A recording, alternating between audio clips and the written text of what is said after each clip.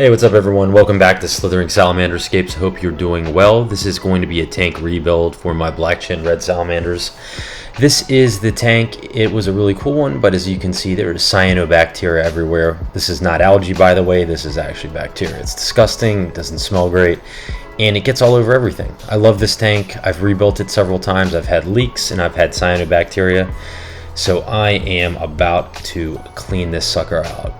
So that's what I did. Barkeeper's friend, scraping silicone, cutting my fingers on sharp shale, really fun. Anyhow, this was a pain. Tried to get as much of the silicone off as I could, but it doesn't really honestly need to be perfect because things are going to be getting glued and siliconed over it, so not a big deal. So let's start with what I typically do, which is putting on this egg crate light diffuser. If you are a connoisseur of cutting egg crate light diffuser and want to watch me do it, watch one of my old videos. It's really, really exciting. Not really, but if you want to watch it, go ahead. You can watch one of my other videos. I'm leaving a little more on the sides open just because this one isn't completely covered up by a aquarium cabinet. So I'm not going to come all the way to the front like I usually do. But leaving the the bulkheads obviously where they are, since I already have the drilled glass. I cleaned a lot of this old wood. It doesn't look like it, but boiled it and scrubbed it with a brush. I'm gonna let it dry out, just because it was so there was cyanobacteria everywhere. So you can see there's still some on that cork bark, which is gross. Anyhow, I'm gonna clean it again just to make sure. But I have other pieces of driftwood, as you can see here, and some spider wood I'm going to use. I actually don't end up using the piece that I'm holding there, but I do use the other one over in the corner.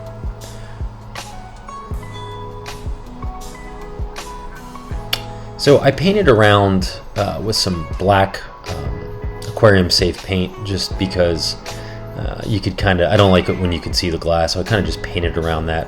And a lot of people have asked me why don't I show more, so I'm going to show you in a time lapse how I play Tetris with rocks and sticks and how my vision comes alive. I just visualize things that I've seen out in the wild, water flow, things like that, roots, wood. As you can see, I'm just rolling. It's actually really fun. I just sit there, listen to a podcast, and like I said, I start playing Tetris pretty much. And the vision just kind of comes together as I go.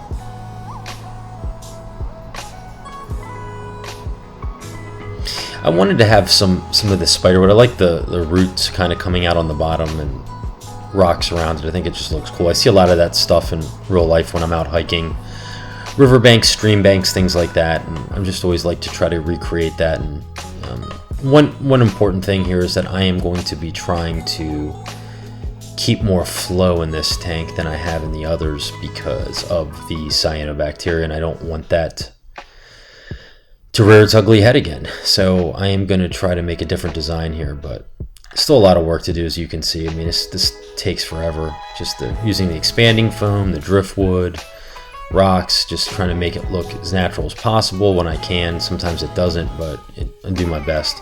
Using some pieces of bark here too, to cover up some of the background. Just I don't want it to be too heavy with rocks. So I kind of just, like I said, just kind of fit things where I think they make sense.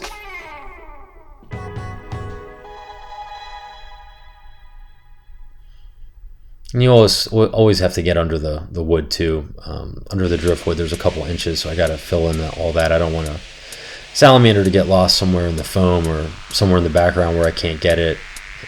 So you got to be mindful of that when you design these things. But as you can see, it starts to come together. It just takes a while.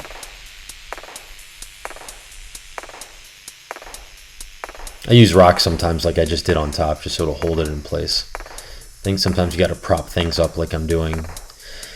It's really just kind of trial and error to piece together these backgrounds. And mainly these are the pieces of wood from the old one. So as you can see, it's coming together pretty nicely. Doesn't look great right now, but you can kind of see the vision.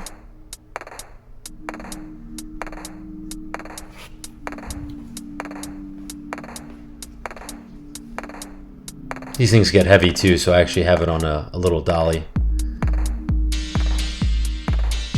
And there it is. That is the bad grainy footage here. I apologize about that, but I used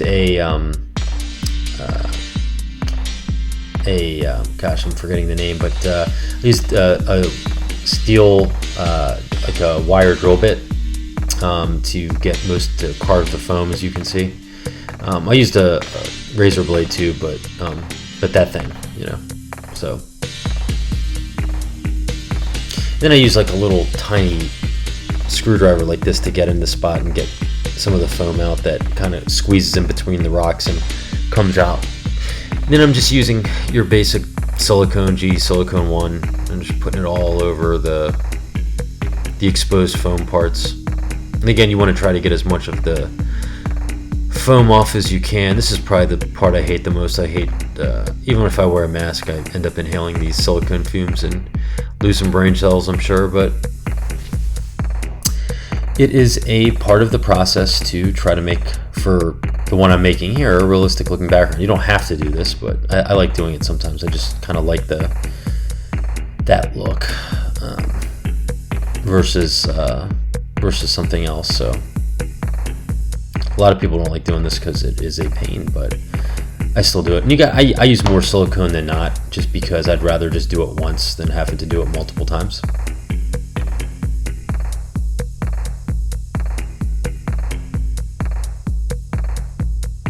Just want to get it everywhere.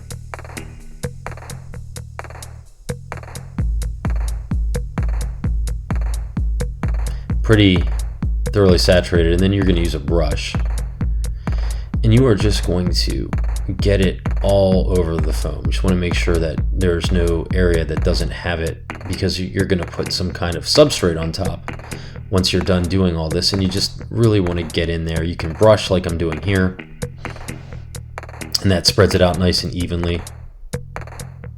And then this dabbing is actually better because it really just kind of gets it into all the little pockets of the foam, the exposed foam, after you've carved it with a wire brush drill bit. Kind of just do a combination of both. Again, just getting in all these little cracks in here. You don't want to see a lot of the exposed foam, or else it's gonna look a little sloppy and not as realistic.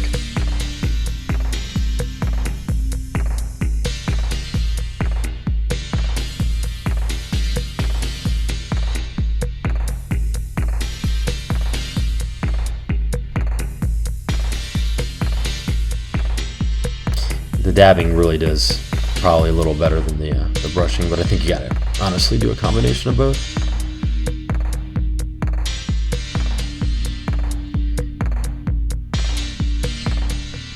I don't typically show this. This is why I'm showing people how I do this kind of from the beginning to the very end. Just because this is something I usually neglect to show just because I don't like doing it, but like I said, very vital part when you're building something like this. You don't have to do this. I just prefer it sometimes. And now, instead of using cocoa fiber, I like to use Reptisoil.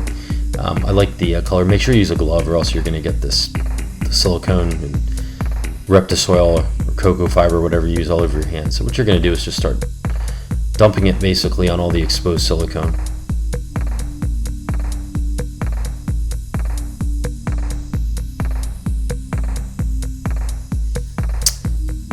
Feel free to use more. I always just want to completely put a lot in there, and then I press it down too, just to make sure it embeds itself in the silicone.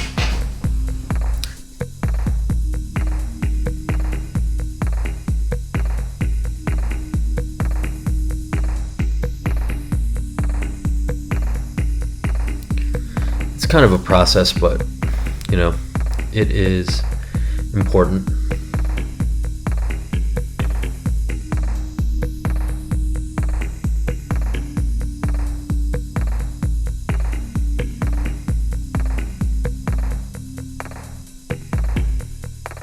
Again, just keep pressing it down over and over again. You can't do it too much. The more you do that, the more it embeds in it, and you won't see anything. It's better to do it once than have to go back over again with silicone, believe me. I know from experience.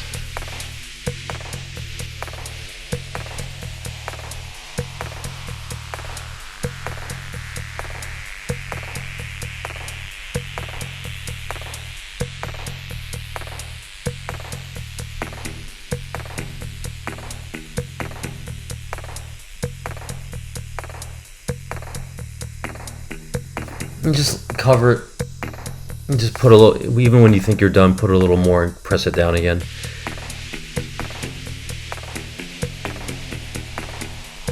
Believe me, it'll pay off.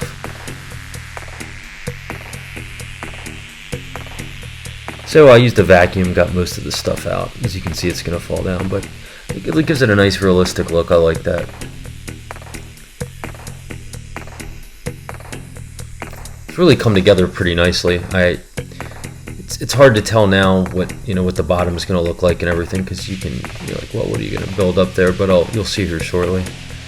You can still see some of the foam, unfortunately, in a couple of places, but I'll usually cover that up with some damp sphagnum moss. But I think it turned out pretty nicely. I like it. Combination of wood and rock, mainly shale. A couple pieces of limestone, a couple pieces of granite, a couple pieces of sandstone, but it's almost 90%, 95% shale, I would say. But I like it. It's a nice background for a tank for this size. Then I'm going to put some more acrylate light diffuser just on the bottom of the tank, just to displace the more evenly distribute the weight of the rocks that I'm going to be putting in. And this is something I'm going to try. I've had this for a while. That's a power head, a flue valve power head, which creates current. I want to keep the water moving, so I'm running it right through the cork bark and right out, and it only leaves about less than a 1/4 inch, probably like a 1/16 of an inch with a glass lid, so nothing can escape. No animals will be able to escape from it. And anyways, I have tons of rocks, and this thing's going to be very rock heavy, so because I want to simulate a stream bed and a stream bank. So what I'm going to do is start building up some of the rocks, and also use some gray, just kind of very basic gray gravel to use as the base layer. And I'm going to put some sand over it, but just evenly distribute this out through everything, and then use a brush too. And I just, like I said, distribute it over the acrylate light diffuser. I don't have too much of this left, but I'm going to use it, and then I'm going to, like I said, put some sand over it.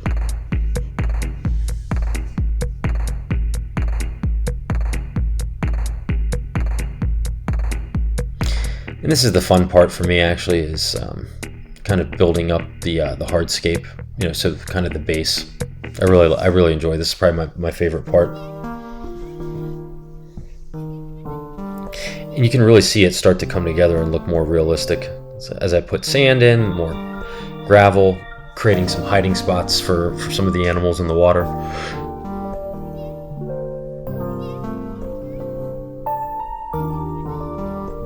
It's going to take hours, by the way, to try to get things right.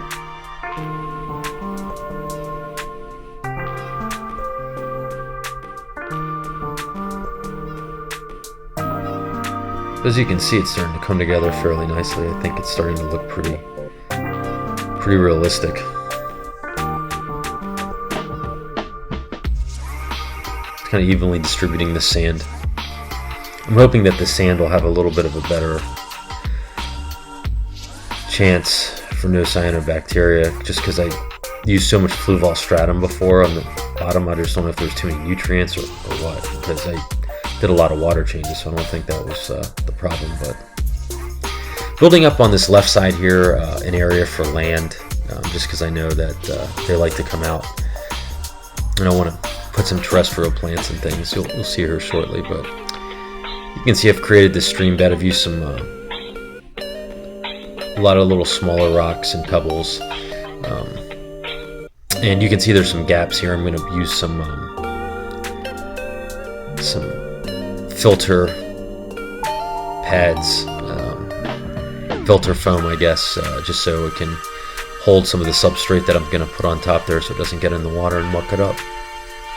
And you can see how I've built up that side over there where the power head is, so you can't see it, but it's free and open, so it can create a current.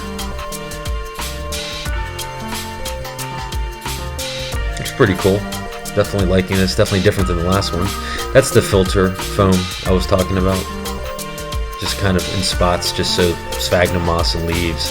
And I am going to use some flue valve stratum. It's like aqua soil on top, just to give it some base layer. And here it is. I've covered up the bulkhead there. The water's coming down. I like it. I had to put another big rock just because it was all submerged, unfortunately, because the power head wasn't deep enough. So I had to put a little more water in, but I like it. Looks cool. You can see there how the power head's working. It's generating a current here. It's pushing the water, trying to emulate a stream, but more importantly, keep the flow in. There's some aeration from the drip in the back. I've actually slowed the flow a little bit just on the back because it was splashing too much in the front. And this is murky. I'll do another water change here and there, and it's going to take a couple days to settle. But it's really, really, really looking pretty cool. I really like this. And so here I'm putting some fluval stratum. Again, that's like aqua soil, just to put a little base layer up there. And I'm using damp sphagnum moss to kind of put over that, just so it can be a nice growing medium for some moss and some other things I want to plant over here, which will include several ferns that I had growing in the old enclosure.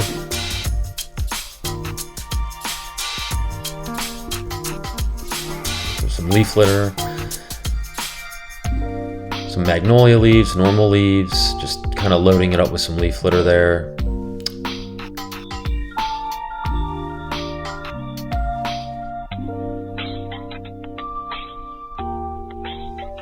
Did another water change, looks a lot clearer now. I'm definitely liking the way this looks.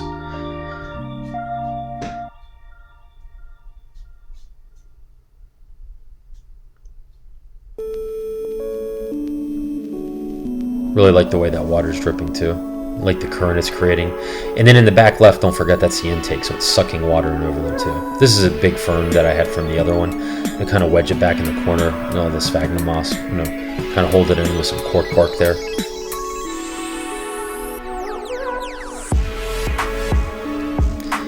I've got some other smaller ferns. I'm gonna put some more roots, some other stuff. Here it is. So some more ferns. I've got a nice piece of driftwood right there. I'm gonna add in.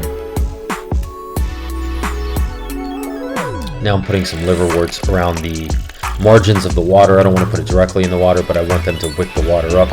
Those things will grow like crazy. I'm also putting some sphagnum moss in places that I've been growing, as you can see. So put those in the backgrounds there.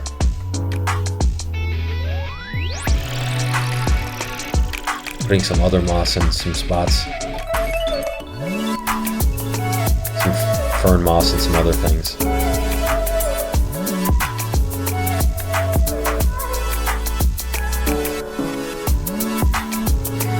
Overall, it looks pretty good. Really liking this. Something I didn't show, I put some white worms over on the left side. Those are like little worm salamanders will eat sometimes, and I also put in a bunch of springtails on the left side and a little bit on the right, just to, I guess, kind of make it bioactive, if you will. But you can see the cord a little bit there, but whatever, it is what it is, necessary evil. Overall, I'm really happy with this. I like it. I'm going to let it go for a while before I reintroduce the animals. And I don't want to put in any foreign, I say foreign, I don't want to put in any plants or anything like that that isn't native to where these guys would come from. So, which I had in the other one. I had Suswasser Tom and Anubias and all these other plants, and it looked cool, but it wasn't like the kind of plants that they would be around. So anyways, I'll put another video up when I introduce the animals in, and some of the aquatic cleanup crew. But overall, it's really, I think it's nice. I think the moss and things that are on the margins, because you don't want to get things totally saturated, but I think it's going to turn out really nice as it grows in. So some cool hiding spots. I think it's I like it better than the old one. The old one was great, and I put a lot of work into the old one, but really like this. I like the flow of it. I might even replace that power head with a stronger one. So thanks for taking the time, and stay tuned for more content. Sorry it took so long to put this up.